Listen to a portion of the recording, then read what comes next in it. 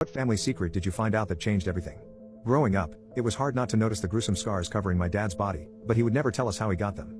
Then one family dinner I asked about them, and my grandpa told me you should have seen the other guys. My dad was mad, but my grandpa insisted on telling the story of those scars. For my dad's 17th birthday, one of his friends bought him a leather jacket with a very specific logo on it. This friend's name was Dave. According to my dad, it was a rare and quite expensive motorcycle jacket, and he was overjoyed that he bought it for him. Dave had bought himself the same jacket a while back, so now they could match. My grandmother apparently joked that with the jackets on they looked like twins, and she wasn't that far off. They had similar features, same black hair, and were both well known for being kitted out in motorcycle gear.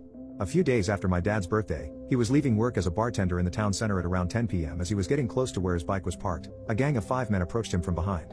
The last he remembers was being smacked over the head and passing out as he hit the floor. These men beat up my dad with bike chains and a crowbar, literally to within an inch of his life. 2 bouncers from a nearby pub had heard the commotion and rushed to help. The men ran off, and my dad wound up in the hospital. My grandfather and grandmother were obviously distraught about this whole thing.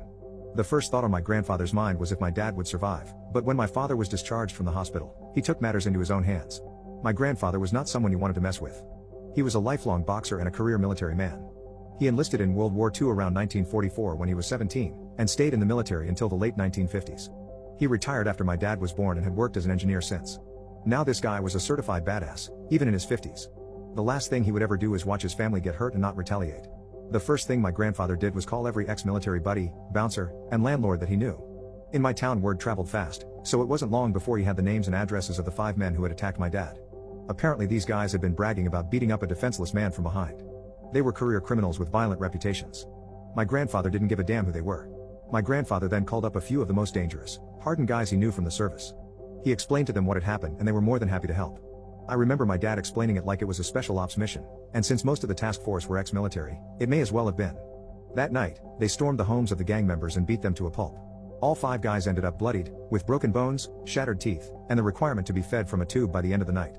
One of them had to be put into a medically induced coma.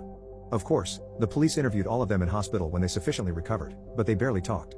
They were scared of being labeled a snitch, but even more terrified of my grandpa. Well, my grandfather wasn't done there.